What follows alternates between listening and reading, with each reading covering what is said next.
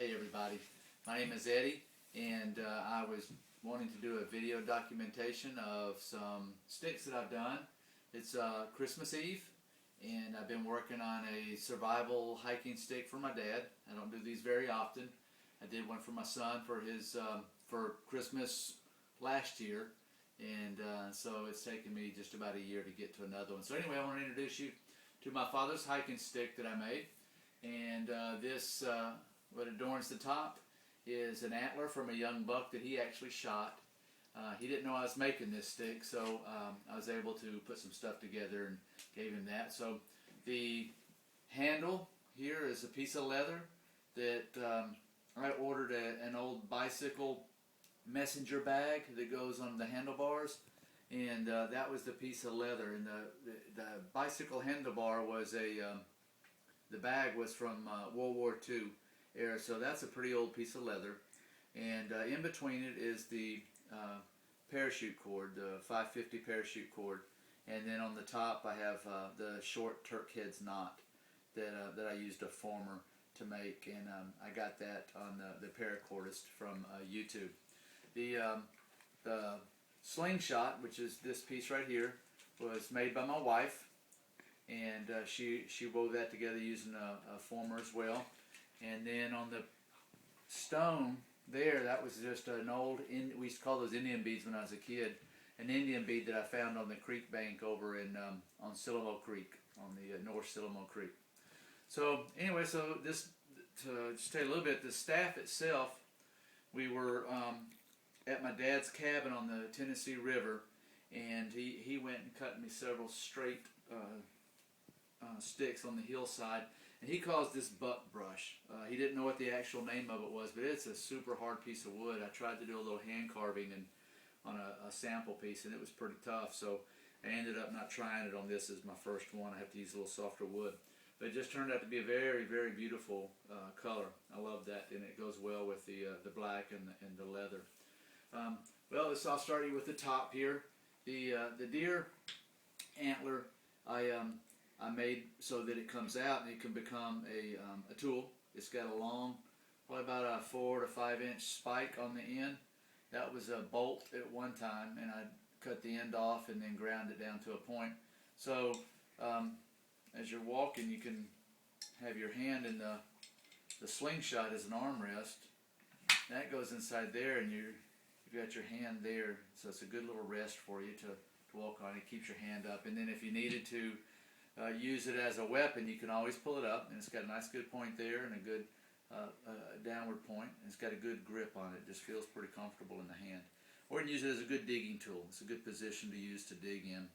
And the good thing is it comes off. You can take the slingshot off and just use it separately, and without the sling, and then that'll adjust out so you can get the get that David and Goliath action going on and slinging it around.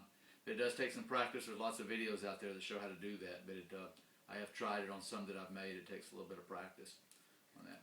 So that's the top part. Goes back together and sits in there pretty well.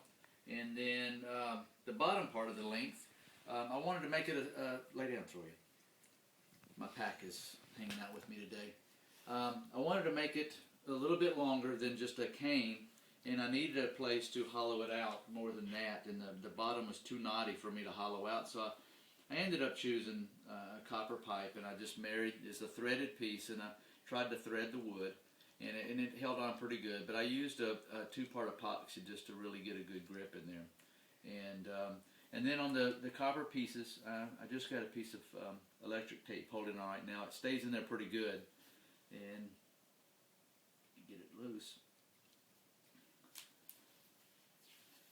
And I'll show you the bottom piece. The bottom piece has got two pieces of copper. I forget the diameters. One's probably 3/4, the other's 5/8, but it fits over it pretty nice, and it slides all the way out, and then that's hollowed out inside there. And that could be used as, I don't know, drinking cup, to measure something, whatever you wanted to use it for. Absolutely nothing, just the stick. And that comes off, and then this piece comes out as well. And what you've got on this end is another spike, and that's up into the wood a pretty good piece. That was one of my longer bolts that I made. And then wrapped around that is a black nylon cord, and I've got about 30 foot wound around it, and then I've got it held down with some electrical tape, and I put fishing hooks in there, so you could use this as a fishing pole with the hooks. But if you needed to, if you were out walking or hiking and you were approached by a dog or something, if you're walking through your neighborhood even, and you needed something just to keep them at bay, you could. And so that's the end of that right there. And it's also good for if you're hiking in slippery, icy conditions. You just take that off and it sticks in and gets a pretty good grip. Then inside that hollow piece that I took out from here is also a fire strike. And I've got it pretty occupied right now. You can't really see, that's the center of the fire strike. I don't know how many feet I'll wrap duct tape around this end. It's pretty, quite a few feet there, probably more than 10, 15 feet of duct tape, just a guess. And then I got some old jute twine. I wrapped around this end, held it down with some electrical tape, and put just a small length of parachute cord on that. This green handle is the fire strike. That's the rough end that aggravates it, causes the spark. So the idea is that when you need it, you'd undo all this. You can take the jute twine and fray it, and that'll be your fire start kindling, and you get the fire going with that.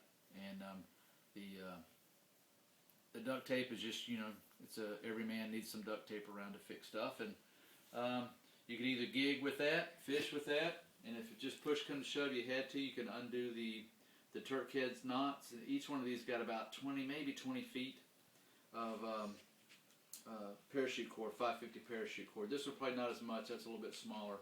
And if you just had to disassemble it in an emergency situation, you could. But anyway, wanted to introduce that stick. It's going to be my dad's Christmas present. I'll give it to him tomorrow.